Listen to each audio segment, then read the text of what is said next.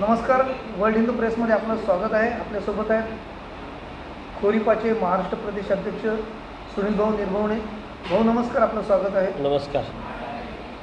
आपल्या खोरीपाच्या वतीने महाविकास आघाडीला पाठिंबा देण्यात आलेला आहे, असं पत्र आपण शरद पवारांच्या कार्यालयामध्ये माजी मंत्री जयंत पाटील यांच्या हाती सोपवलं। विदर्भामध्ये उद्या मतदान आहे। नेमकी परिस्थिती कशी असणार आहे? आपल्या दौऱ्यामुळे साधारणतः महाविकास आघाडीला लोक मतं देण्याच्या विचाराधीन असतील का?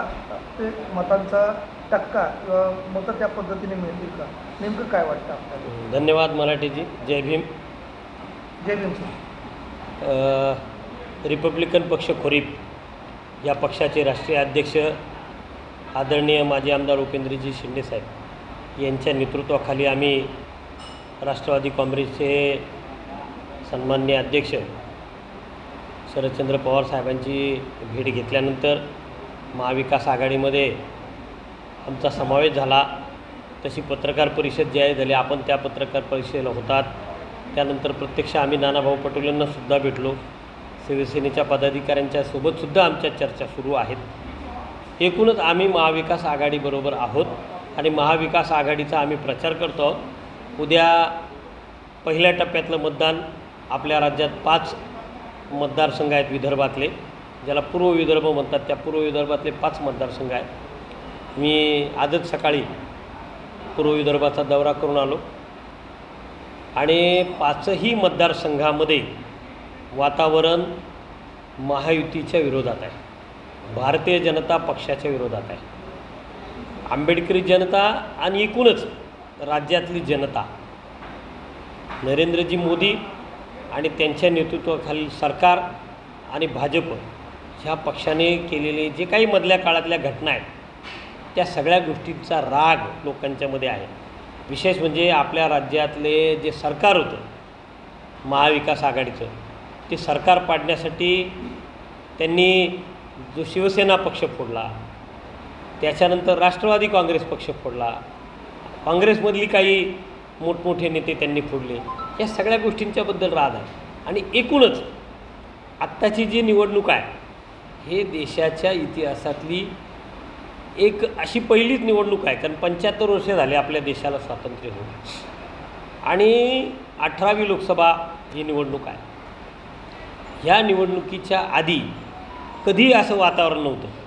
ही पहिली निवडणूक आहे की या देशाचं भवितव्य जे आहे ते ह्या निवडणुकीवर अवलंबून आहे। कारण या देशाच्या सरकार आज जे आहे नरेंद्र मोदींचं, त्यांनी जे काय गेल्या काही 10 वर्षामध्ये ज्या भूमिका राबवल्या, ज्या निर्णय त्यांनी घेतले, त्या निर्णयांच्यामुळे एकतर केंद्रातल्या सार्वजनिक कंपन्या ज्या आहेत त्यांनी विकल्या, विशेषतः तेल कंपन्या फायद्यातल्या होत्या, इन्शुरन्स कंपन्या, अगदी विमानतळापर्यंत, रेल्वे, मोठमोठ्या ठिकाणी खाजगीकरणाचा त्यांनी धोरण स्वीकारलं।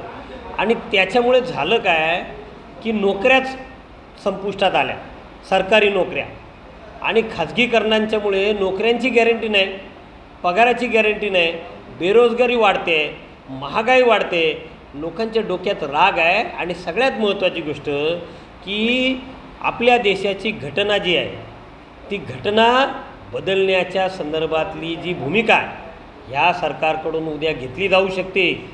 आणि ही भीती आता आम्ही जे 3 दिवस फिरलो, मी पक्षाचे आमचे राष्ट्रीय अध्यक्ष आदरणीय उपेंद्रजी शिंदे साहेब, माझे महाराष्ट्राचे सरचिटणीस जीवनजी बागडे, आम्ही विदर्भातल्या ह्या 5ही मतदारसंघात ज्या फिरलो, कार्यकर्त्यांच्या भेटीगाठी घेतल्या, सभांमध्ये बोललो, त्या सगळ्या ठिकाणी लोकांच्या मधला जो राग आहे, रोष आहे भारतीय जनता पक्ष आणि मोदींच्या संदर्भातला, तो उफाळून आलेला आहे आणि उद्याच्या मतदानात तो दिसणार आहे। भाऊ, भारतीय जनता पार्टीच्या बऱ्याच नेत्यांनी स्टेटमेंट दिलं की डॉक्टर बाबासाहेब आंबेडकरांनी जी घटना आपल्या राष्ट्रासाठी लिहिली, देशाला 26 जानेवारी 1950 रोजी अर्पण केली, ती राज्यघटना आम्ही बदलणार नाही, घटनेच्या संरक्षणार्थ आम्ही आहोत।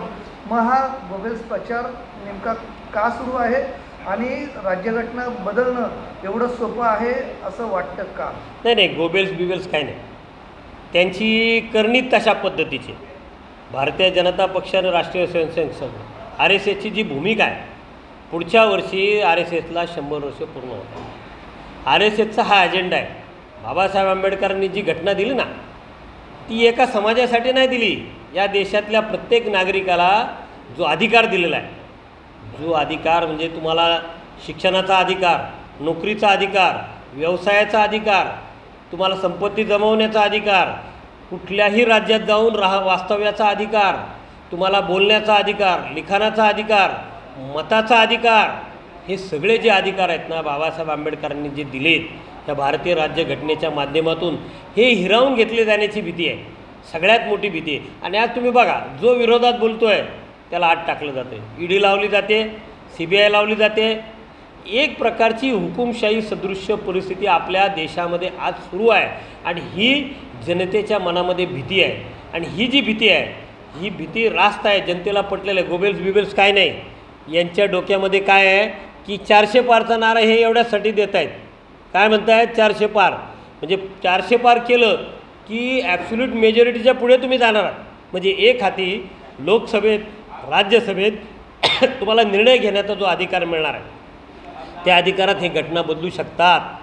एवढी हिंमत मोदीमध्ये आहे, RSSमध्ये आहे. आणि ही मोठी भीती आहे. जर या देशाची घटना बदलली, बघा ते काय म्हणत आहेत, आम्हाला हिंदू राष्ट्र निर्माण करायचं आहे, रामराज्य आणायचं आहे. या देशातला जो समाज आहे, जवळजवळ सगळ्यात मोठा समाज हिंदू समाज आहे. आणि तू 75 वर्ष या देशात राहतो ना, 75 वर्षात त्या माणसाला कुठं न्याय मिळाला नाही का? 75 वर्षात हिंदू म्हणून त्याच्यावर कुठं अन्याय झाला आहे का? नाही ना. मग आत्ताच तुम्हाला हिंदू राष्ट्राची गरज पडली आहे.